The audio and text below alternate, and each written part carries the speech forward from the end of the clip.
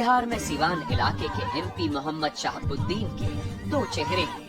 एक चेहरा उस शहाबुद्दीन का जिसके खिलाफ अनेक क्रिमिनल केसेस दर्ज हैं। दूसरा चेहरा उस शहाबुद्दीन का जिसने एमपी बनने के बाद अपने इलाके सीवान में विकास के काम किए। शहाबुद्दीन लॉ अबाइडिंग सिटीजन है, कानून को मानने वाला हमारा एमपी है। एक एक आज यदि हम कानून को मानने वाले लोग हैं, हम कोई लठैती या मारा पीटी करने वाले लोग नहीं हैं। एक शहाबुद्दीन जिसके खिलाफ 18 साल की उम्र में हत्या के प्रयास और आर्म्स एक्ट के मुकदमे दर्ज हुए। एक शहाबुद्दीन वो जो 1989 में निर्दलीय उम्मीदवार के तौर पर चुनाव जीतकर बिहार की विधानसभा में पहुंचा।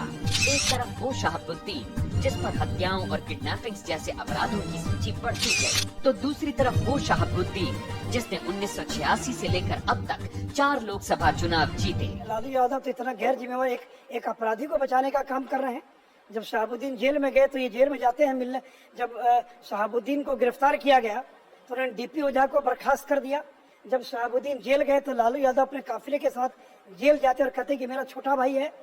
तो लालू यादव जैसे लोगों के ही कारण शहाबुद्दीन जैसे अपराधी बिहार में पल रहे हैं। शहाबुद्दीन का एक चेहरा वो है जो सिर्फ सीवान तक सीमित रहता है, तो शहाबुद्दीन का दूसरा चेहरा वो है जो अक्सर नेशनल मीडिया में छाया रहता है। तो मुकदमा शुरू होता है आपकी अदालत में। पहला इल्जाम मोहम्मद शहाबुद्दीन।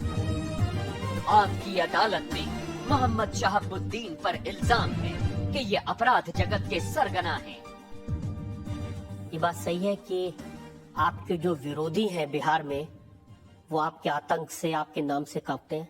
नहीं, अगर ऐसा रहता तो उनको 3 लाख वोट्स कैसे आते? आपका इतना आतंक है कि जब चुनाव होता है तो सिर्फ आपका पोस्टर लगता है, सिर्फ आपके बैनर लगते हैं? ये तो डिपेंड करता है वहाँ के जो लोग हैं, जो जनता है। नहीं, सबको लगता है। अगर उनको वोट्स लगता नहीं उनका बैनर तो वोट्स मिलते कहाँ से? आपके जो विरोधी हैं उनको किसी तरह का कोई डर नहीं है आपसे? नहीं, बिल्कुल ही नहीं। क्योंकि उनके जब बयान अब अखबारों में पढ़ते हैं वो तो कहते हैं कि शहाबुद्दीन जब सोते हैं तो हैंड ग्रेनेड अपने तकिए के नीचे रख के सोते हैं।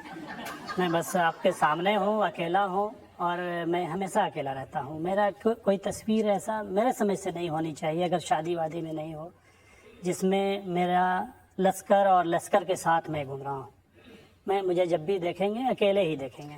मैंने सुना कि 10 आपके दोस्त हैं जो हमेशा आपके साथ रहते हैं और वही तय करते हैं आप कौन से रास्ते से जाएंगे, कौन सी गाड़ी में बैठेंगे।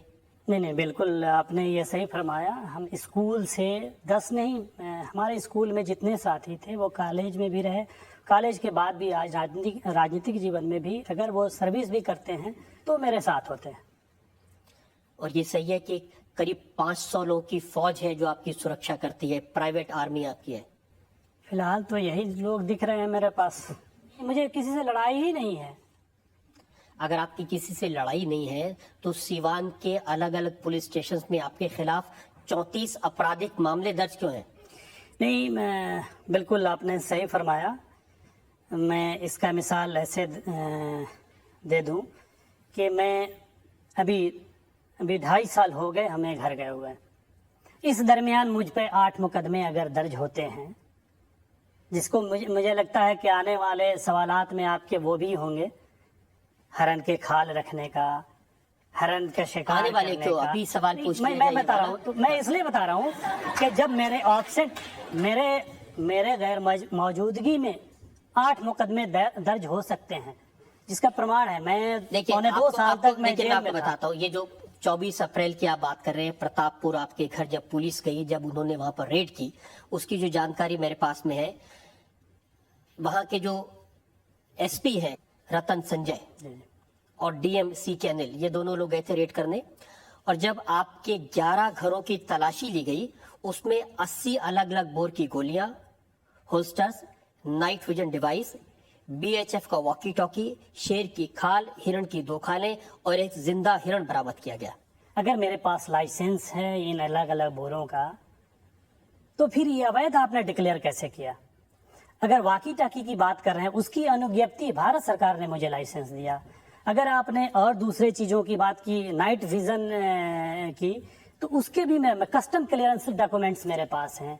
मैंने हमेशा बार बार चिल्ला के कहा, जिनको बनाना रहता है, क्रिएट करना रहता है, मुकदमे वो करते हैं। आपने राजनीतिक जीवन में शाहबुद्दीन जी 32 ये नहीं केस, कौन सी बताया बड़ी कि बात? जो अलग अलग तरह की राइफल्स, बंदूकें, है। ऑटोमेटिक गन्स हैं, तो क्या करते हैं इन नहीं, कोई ऑटोमेटिक गन्स नहीं है हमारे पास। हमारे पास 1932 से, जो लोग जानते होंगे मुझे, मेरे घर में 1932 से बंदूकें हैं। जिस परिवार में 1932 से बंदूक रही होंगी, वो परिवार 1932 से कैसा रहा होगा, ये आप अंदाजा लगा सकते हैं। पुलिस ने जो रिपोर्ट लिखी है उसमें लिखा है कि जब एसपी रतन संजय और डीएम वहां गए तो गांव के लोगों ने उन्हें एक दरबार लगाया और गांव के लोगों ने शिकायत की कि कुछ लोग अपने घर में अपराधियों को शरण देते हैं, उनके पास में अत्याधुनिक हथियार है और ये सब गैर कानूनी गतिविधियों में संलिप्त रहते हैं, इसलिए ये रेड की गई। पहली बात कि आपके पास वीडियोग्राफी भी होनी चाहिए। उसने अगर लगाया जनता दरबार, तो हमें नहीं लगता कि एक आदमी भी उसमें गया भी। उनके अधिकारी थे, कर्मचारी थे, शिकायत करने का प्रश्न नहीं। मेरा गांव पूरे डिस्ट्रिक्ट में, आप अगर सिवान से किसी से रिपोर्ट करवाएंगे, पूरे डिस्ट्रिक्ट में बड़ा यूनाइट गांव माना जाता है। और मेरे गांव में भी मतभेद अगर हो जाए तो मुझे बेकार है पॉलिटिक्स करना, राजनीति करना। ये तो पुलिस के लोग कहते हैं इतना डरते हैं गांव वाले कि आपके खिलाफ कोई आवाज उठाने को तैयार नहीं होता है। नहीं, मेरा गांव बेसिकली ठाकुरों की गांव है और ठाकुर बाई बर्थ डरते नहीं। ये सच है कि आपके जब जो आपका पैतृक गांव है प्रतापपुर का, प्रतापपुर के घर में जब पीछे आंगन में खुदाई की गई तो उसमें से मानव कंकाल मिले? बिल्कुल, एसपी तो आपके कह रहे होंगे, तो आपने सूट भी कराया होगा, उस पर मुकदमे भी कायम होनी चाहिए। किसके कंकाल थे ये तो बताइए। ये तो एसपी ही बता दें। मैं तो 2.5 साल से रजत जी बाहर हूँ, मैं 2.5 साल से बाहर हूँ। उन्होंने एक सीडी जारी की है जिसमें 19 तस्वीरें हैं, जिसमें अलग अलग मुद्राओं में लोगों को हिरण के शव के साथ बैठा दिखाया गया है। नहीं, सुना है हमने, कई लोगों ने बताया जिन्होंने टीवी वगैरह पे देखा कि ऐसी बातें हैं। आपने नहीं देखा? नहीं, हमने मैं आपको दिखा देता हूँ, हम वो तस्वीरें आपको नहीं, दिखाते बिल्कुल हैं। अच्छी बात है, जी। प्रसन्नता होगी।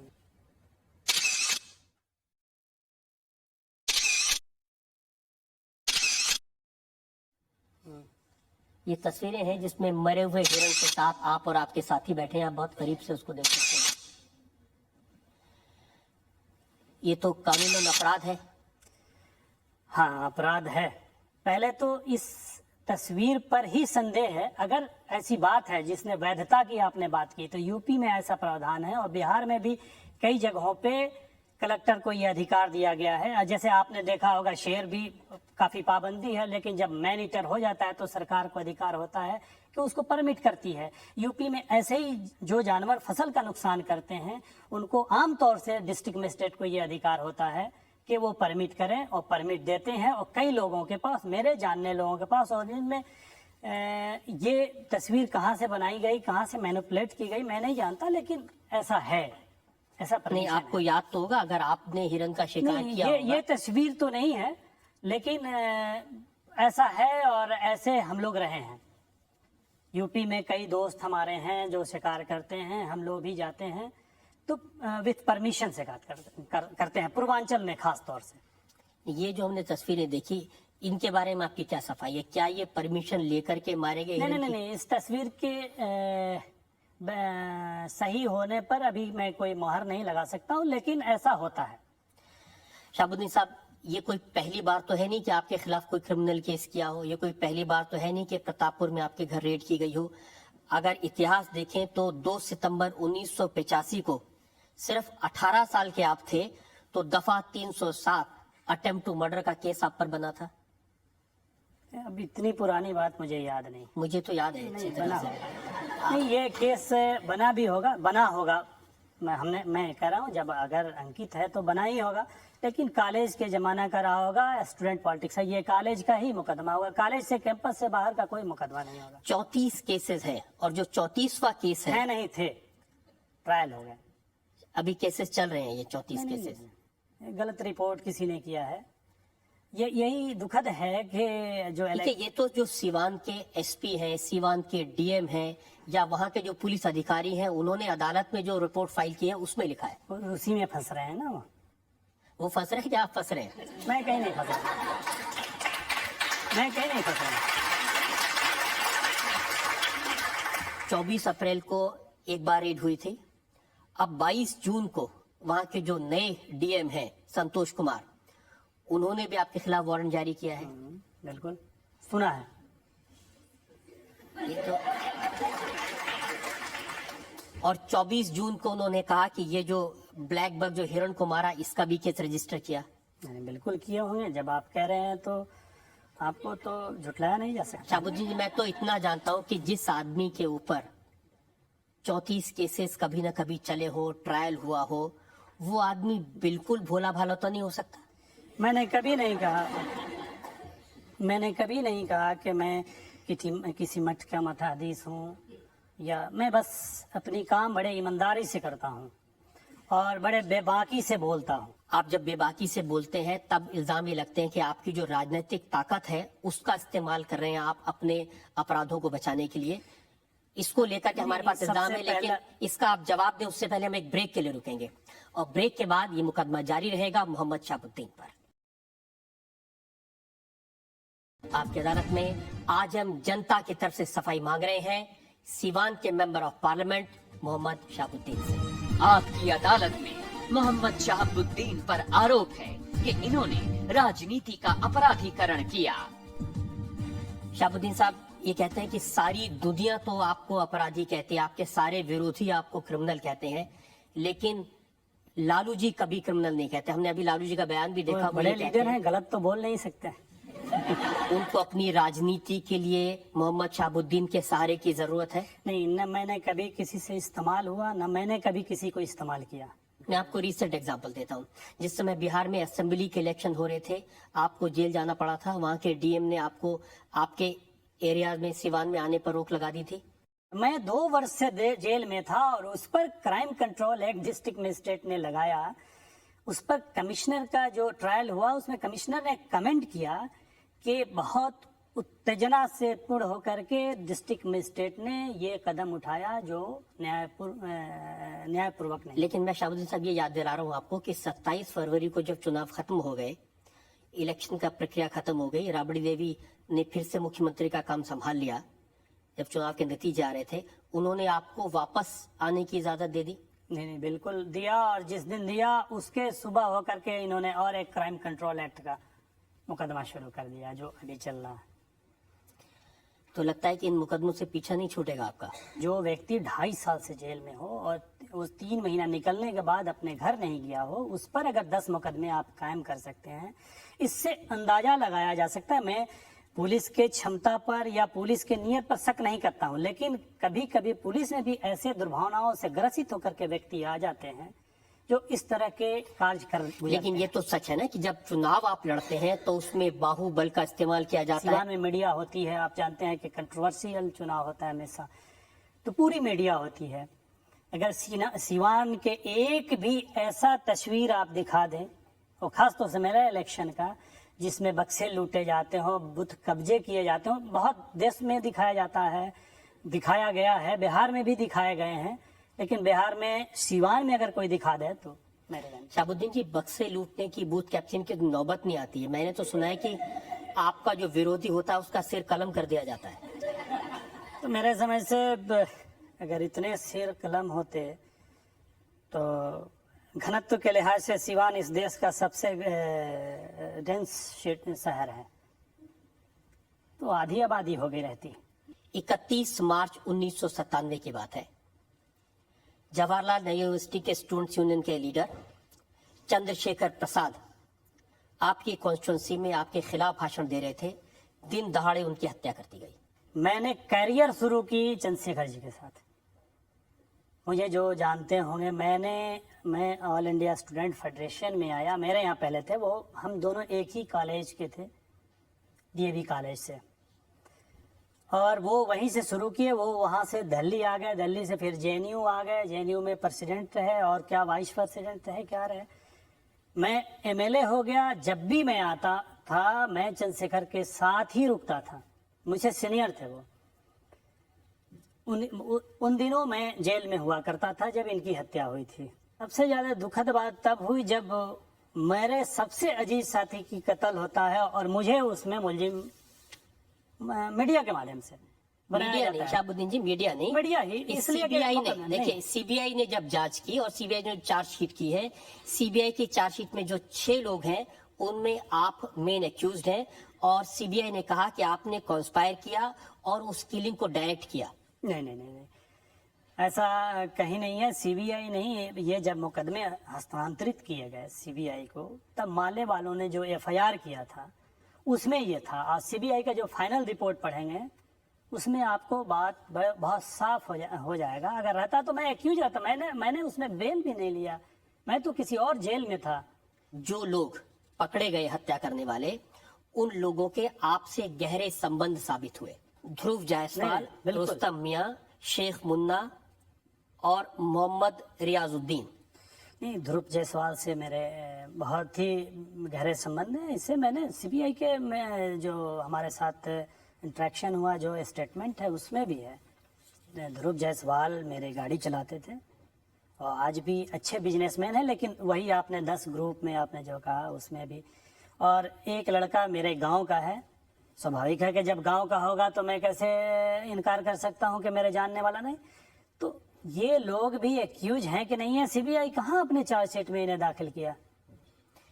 ये भी सही है कि एफआईआर में इनके नाम थे और इनकी गिरफ्तारी आपके घर से हुई। इनकी हमारे घर से कभी आज तक किसी की गिरफ्तारी नहीं हुई। देखिए इन्होंने लिखा है कि Dhruv was arrested from the house of the MP on February 21 February तो हमने 1998 आपसे कहा सफाई में कि मेरे गाड़ी मित्र भी थे और गाड़ी भी चलाते थे मेरी, और आज भी छूट के मेरी गाड़ी चलाते हैं। तो अब ये अपराध सिद्ध नहीं होता, अंडर ट्रायल केस है। अगर अपराध सिद्ध होगा तो अदालत सजा देगी। लेकिन आप इससे इनकार नहीं कर सकते कि आप इस केस में इन्वॉल्व हैं और ये एक ऐसा केस है जो ये कि सारे लोग इन्वॉल्व नहीं हैं, हो ही नहीं सकते। मेरे इतने नजदीक, मतलब चंद्रशेखर के बारे में सोचना भी हमारे लिए पाप है। शाहबुद्दीन जी, जिस चंद्रशेखर प्रसाद को आप अपना दोस्त कह रहे हैं, उनकी माँ आपके बारे में क्या कहती हैं, ये जरा देख लें एक बार। एकमात्र मेरा इकलौता पुत्र चंद्रशेखर था। वो तो मेरा बुढ़ापा के लाठी, मेरा कलेजा के टुकड़ा, मेरा रतन तो ले लिया। तो मेरे मरने में या जीने में कोई फर्क नहीं है। मुझे गोली मार देगा। मैं तो आम जनता के बीच में कहती थी, ए साहबों के गुंडे आओ मुझे मारो। दरबार तो जेपी चौक पर लोग बोलते नहीं ना, चंद्रशेखर का नहीं मत बोलना, तो मार देंगे। अरे हमको मरने से क्या डर है। अच्छा, यही अगर आप इतना मित्र होते तो उनकी माँ ऐसी बात कहती है आपके बारे में? माँ का छोड़िए, मैं कमेंट, माँ है, कमेंट मैं नहीं कर सकता। लेकिन आप उन्हीं की जुबान से सुनिए कि उन्होंने मैं चैलेंज किया कि आओ और मार दो, मैं गवाह हूँ। इनके बाल भी बांका हुआ है, इन्हें कोई गाली भी दिया, तुम भी कहा, इनके घर अकेले हैं। शाहबुद्दीन जी, आपकी बातों से मुझे ऐसा लग रहा है आप ऐसी अपनी इमेज चाहते हैं जैसी वीरप्पन की थी। मैं किसी से तुलना करना नहीं चाहता। मैं वीरप्पन को बहुत अच्छी तरह जानता भी नहीं। मैं बहुत साधारण परिवार से आता हूँ, साधारण व्यक्ति हूँ, साधारण सोच रखता हूँ। उनकी इमेज ऐसी थी ना कि वो जो रॉबिन हुड की इमेज होती है कि अमीरों से पैसा लूटो, गरीबों को पैसा दो। मैं रॉबिन हुड को भी नहीं जानता। मैं ग्रामीण परिवेश से आता हूँ, मैं सीधा सादा व्यक्ति हूँ। लेकिन ये सही है कि आपकी जो कॉन्स्टिट्यूंसी है वहां पर आपके डर से डॉक्टर ज्यादा फीस नहीं लेते, आपके डर से स्कूलों में ज्यादा फीस नहीं ली जाती। नहीं, मैं अब सिर्फ डर अगर कहा जाए तो अब आप लोग कहते रहे, मैंने कभी जवाब नहीं दिया। ये पहला मौका है कि मैं कहीं अपने घर से बाहर कहीं किसी अदालत में पेश हुआ हूँ। तो मैं अब इस पर क्या कह सकता हूँ कि कौन कहते हैं। लेकिन बस ये है कि हम उस चिराग की तरह हैं जो खुद जल के दूसरे को रोशन करने का प्रयास करता है। मैं बिल्कुल, अगर जिस वजह से हो लाभ होना है, लोगों को लाभान्वित हो रहे हैं, बस मैं उससे संतुष्ट हूँ।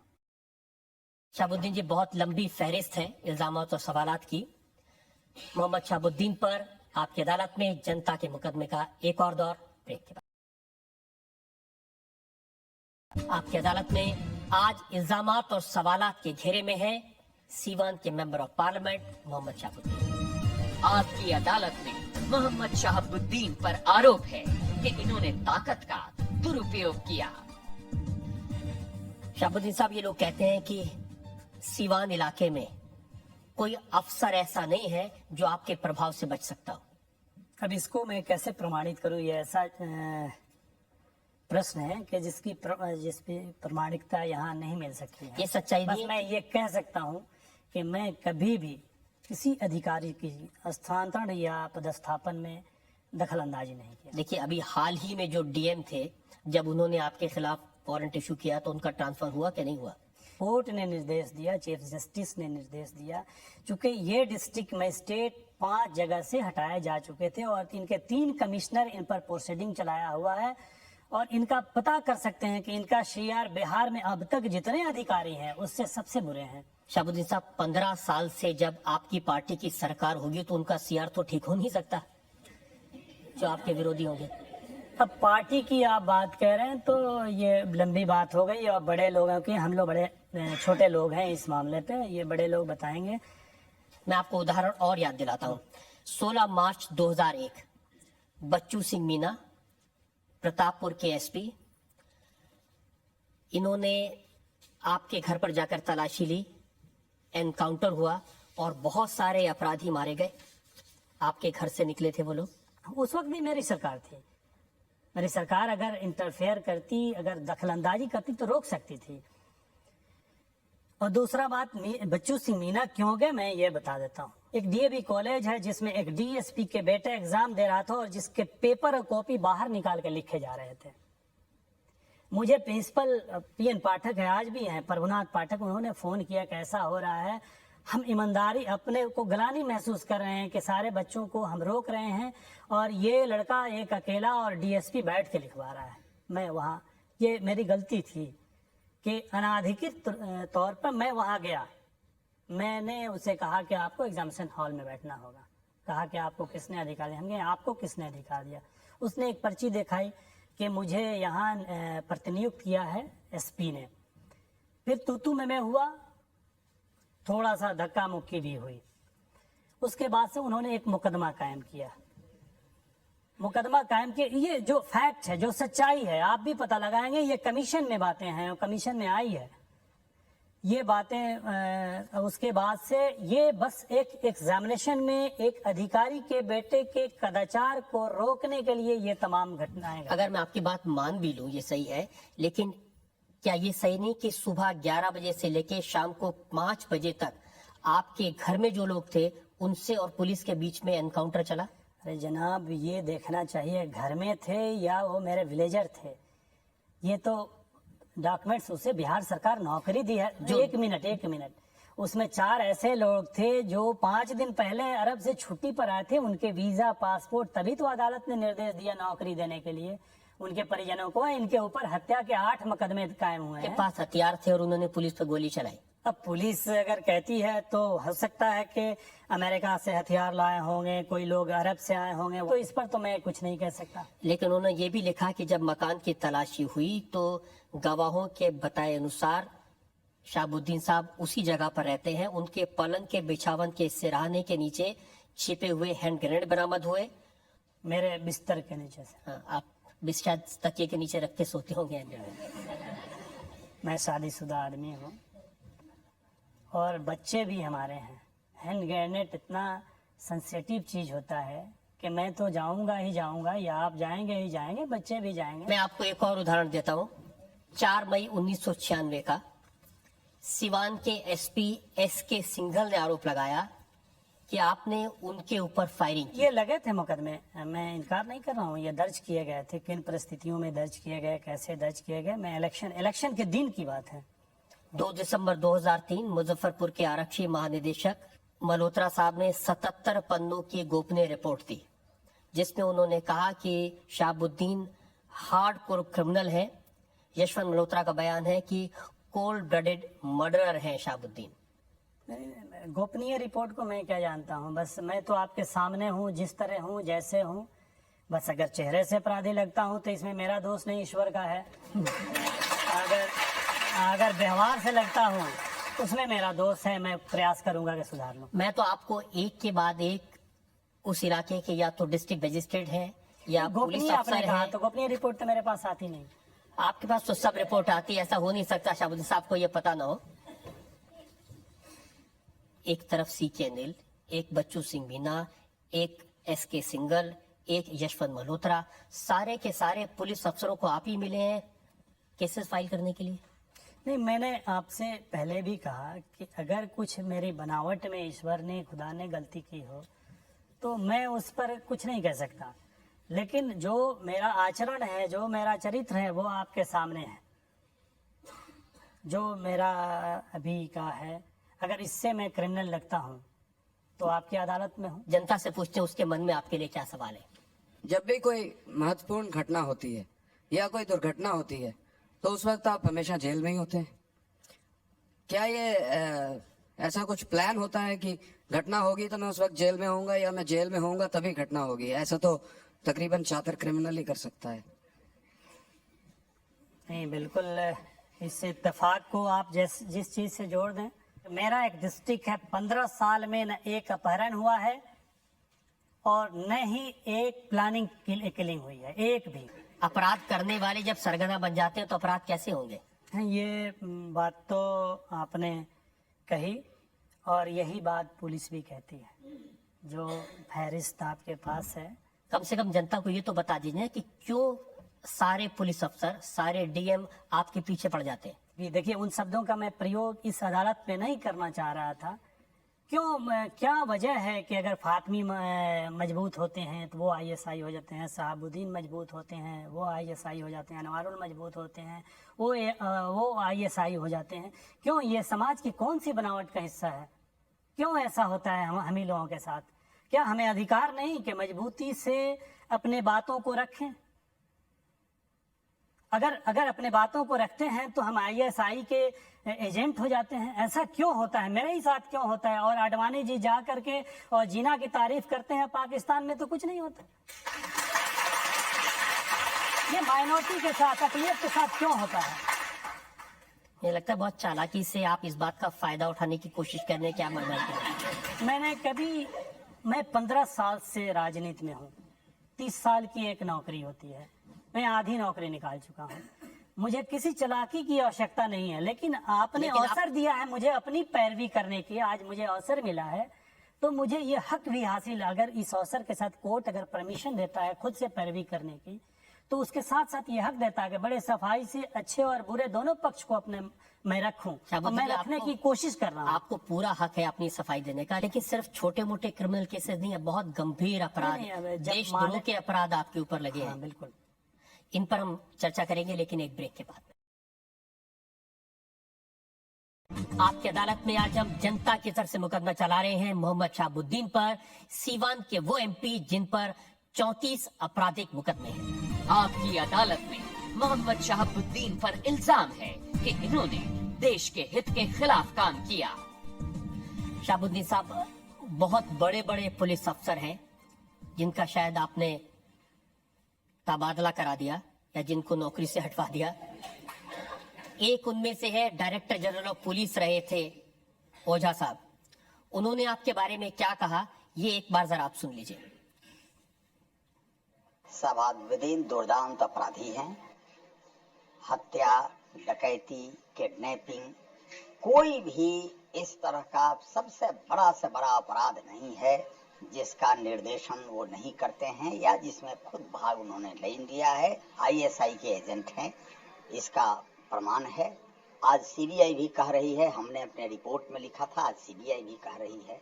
इस तरह का प्रमाण दिल्ली पुलिस के सामने आया था कि अलकायदा से उनका कनेक्शन है, अलकायदा से और कश्मीर टेररिस्ट से उनको AK-47 और आर्म्स मिलता है। ये कोई साधारण व्यक्ति तो नहीं है, नहीं। ये तो बिहार सरकार में डायरेक्टर जनरल ऑफ पुलिस और उस सरकार के डीजीपी जिस पार्टी के आप हैं। नहीं, बिल्कुल। ये इलेक्शन भी लड़े थे, ये इलेक्शन लड़े थे। जब आपने नौकरी से निकलवा दिया तो इलेक्शन तो लड़े। इलेक्शन लड़ने की ही तैयारी कर रहे थे, इलेक्शन लड़ने की ये तैयारी कर रहे थे। और ये जहाँ स्टेटमेंट दिए उसके बगल में मेरा भी स्टेटमेंट ये था कि ये मोसाद के आदमी है, तो ये मोसाद तो हो नहीं गए। अब उसका प्रमाणिकता चाहिए, इसलिए अब ये क्या कह रहे हैं, ये इनकी राजनीतिक आकांक्षा थी, अपना पूरा किए। 1800-1700 वोट पाए थे पार्लियामेंट में। तो अगर पब्लिक इनको इतना ही चाहती थी तो और ज्यादा वोट देखिए, इनके बारे में जो मीडिया में छपा वो ये था कि लालू यादव आपको फिक्स करना चाहते थे, तो पहले उन्होंने डीजीपी साहब का इस्तेमाल किया आपको जेल भेजने के लिए। एक मिनट मुझे कहने हैं, ये अभी एक यूपी में मामला चला है, यूपी के ex chief minister chief secretary का, इनके वो समझी हैं वो। अभी एक रेड वेड पड़ा था। मैं तो बिहार की बात कर रहा हूँ, बार बार आप सब यूपी चले रिश्तेदार जाते हैं। नहीं, मैं रिश्तेदारों की मैं बात, मैं जैसा होऊंगा मेरी नस्लें भी वैसे ही होंगी। मैं तो आपसे पूछ रहा हूँ कि क्या ये सही नहीं कि जब इन्होंने आपको जेल भेजा उसके बाद में इनको डीजीपी के पद से हटा दिया गया? नहीं, ये तो अपने सर्विस में ये रिजाइन करके गए थे, शायद राजनीति इलेक्शन आ गया था लड़ने के लिए। ऐसी परिस्थितियां नहीं, क्रिएट कर दी चुनाव गई। लड़ने के लिए, चुनाव लड़ने के लिए जदयू से इन्हें टिकट मिलना था। जदयू ने कहा कि सिवान से लड़िए तो मैं टिकट दूंगा। इन्होंने इनकार किया कि सिवान से मैं नहीं लड़ूंगा, तो कहा कि मैं फिर टिकट नहीं दूंगा। तो फिर ये बेगूसराय से लड़े। डीजीपी साहब ने आरोप लगाया कि अल-कायदा से संबंध है, आईएसआई से संबंध है। बिल्कुल, मैं जब जेल में था ही इन्होंने इल्जाम लगाया था। तो मनव्वर हुसैन राना एक शायर हैं, उन्होंने मुझे लिख के भिजवाया था कि उसने इसलिए मुझे बलवाई लिखा था कि मेरे घर के एक बर्तन पे आईएसआई लिखा था। अरे वही आईएसआई अगर आप कहते हो, इंडियन स्टैंडर्ड इंस्टीट्यूशन, तो मैं हूं, ये मैं शब्द सुना। 7 फरवरी 1999 को हिजबुल मुजाहिदीन के एक आतंकवादी मुश्ताक अहमद आगा गिरफ्तार किए गए थे और उन्होंने स्वीकार किया कि वो आपको अच्छी तरह जानते हैं और आपके आतंकवादी संगठनों के लोगों से भेंट कराते थे। अभी ये स्टेटमेंट ना मुझे किसी ने पूछा, अगर आप आज पूछ रहे हैं तो मैंने कश्मीर में कम से कम 500 बच्चों को मैंने अपने दायरे से, मैंने अपने इंस्टीट्यूशन से डॉक्टर बनाया है। तो 500 फैमिली को तो मैं व्यक्तिगत जानता हूं और आज भी मैं उनके यहाँ जाता हूं, कल भी जाऊंगा और कल भी जाता था। तो मैंने कहा कि जो मेरे रिश्ते पुराने हैं, जो पहले के थे, वो आज भी हैं। तो ये 500 को मैं डॉक्टर, 500 फैमिली को कोई हिजबुल मुजाहिदीन का कमांडर हो? नहीं, बहुत सारे ऐसे होते हैं कि जो डीयू में प्रोफेसर होते हैं, उनके यहाँ कोई और बात निकल जाती है, तो उसकी कोई डीयू में प्रोफेसर थे और उनके यहाँ निकल गई कि ये किसी और से, हमारे पार्लियामेंट पे जो अटैक हुआ था उनसे रिश्ते निकल गए, तो वो मैटर उस मैटर पे मैं नहीं जाना चाहता। आपसे रिश्ते हैं क्या नहीं है? हमारे 500 फैमिली को मैंने 500 लड़कों को डॉक्टर बनाया है और 500 फैमिली को मैं जानता हूँ। उस 500 में कौन और कितने मुस्ताक हैं मैं कैसे बता सकता हूँ। लेकिन 500 डॉक्टर बनाते बनाते अगर आपने एक भी आतंकवादी बना दिया तो देश का तो नुकसान होगा। बिल्कुल, आपने सही कहा। मैं पहला आदमी होऊंगा कि जब हमारे यहाँ वार चल रहे थे, इसको कारगिल कहते थे, मेरे पास उसकी हमारे राष्ट्रपति की चिट्ठी है, तो मैंने मिल करके रिप्रेजेंटेशन दिया था कि मैं एनसीसी ट्रेंड हूँ, स्कूल में, कॉलेज में मैं बंदूक चला सकता हूँ। मैं पहला पार्लियामेंट्रियन होऊंगा जिसने कहा था कि हमें भी मौका दिया जाए। मैं चाहता हूं कि सरहद, मैं अगर मरूं तो सरहद पे मरूं। तो मेरे पास उनकी चिट्ठी है, उनके जवाब की चिट्ठी भी मेरे पास है। लेकिन मेरे पास भी एक चिट्ठी है जिसमें लिखा है कि शहाबुद्दीन साहब श्रीनगर गए थे, उन्होंने मुश्ताक के घर में हिजबुल के कुपवाड़ा के प्रमंडलीय कमांडर फारूक मीरथल से मुलाकात की थी और उन्होंने कहा था कि आपको आत्मरक्षा के लिए अस्त्रों शस्त्रों की आवश्यकता है। आगा ने स्वीकार किया कि 2001 में उसने एक बार फिर से घातक हथियारों की खेप शहाबुद्दीन तक पहुंचाई थी और इस बार AK-47 पिस्टल्स और कारतूस फलों की पेटी में भरकर भेजे थे। नहीं, मेरे पास तो अपने राइफल के सिवा कोई असलाह नहीं कभी रहा। लेकिन ये खबरें तो मैगजीन्स में, अखबारों में छपी थी, आपने कभी डिनाई नहीं किया? नहीं, हमसे किसी ने पूछा नहीं। मैं बहुत बार इस अदालत की नोटिस गई, तब बड़े मुश्किल से मैं आया हूँ। तो जब तक हमें पूछेंगे नहीं, अरे बगैर पूछे तो हम ईश्वर के यहाँ नहीं जाते हैं, किसी और के यहाँ क्यों जाए।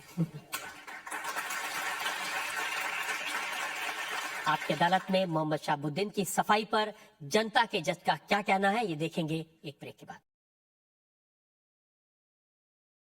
आपकी अदालत में आज हमने सफाई मांगी राजनीति में अपराधीकरण के सिंबल बने मोहम्मद शहाबुद्दीन से। हमने उनसे पूछा उन पर चल रहे 34 आपराधिक मुकदमों के बारे में। अब वक्त है आज की कार्रवाई पर जनता के जज फॉर्मर डीजीपी प्रकाश सिंह के फैसले का। मेंबर पार्लियामेंट मोहम्मद शहाबुद्दीन के विरुद्ध जो आरोप लगाए गए हैं उनके बारे में प्रोसिक्यूशन ने जो तथ्य प्रस्तुत किए हैं और मोहम्मद शहाबुद्दीन महोदय ने जो अपना डिफेंस दिया है, उन सब पर विचार करने के बाद मुझे ऐसा प्रतीत होता है कि उनके विरुद्ध वाइल्ड लाइफ प्रोटेक्शन एक्ट के उल्लंघन और आर्म्स एक्ट के अवहेलना दोनों के आरोपों में दम है, क्योंकि उन्होंने जो दलीलें पेश की हैं वो मुझे कन्विंसिंग नहीं लगी। इसके अलावा चंद्रशेखर की हत्या के संदर्भ में भी उनके विरुद्ध जो साक्ष्य हैं वो काफ़ी गंभीर हैं और इसके बारे में सीबीआई को और अग्रिम विवेचना करनी होगी। पुलिस पर गोली चलाने का आरोप भी गंभीर है। गोली चलाने के बारे में भी मेंबर पार्लियामेंट महोदय जो उनके सहयोगी ने चलाई, भले उन्होंने स्वयं न चलाई हो, उन्होंने जो बातें कही हैं वो बहुत कन्विंसिंग नहीं थी।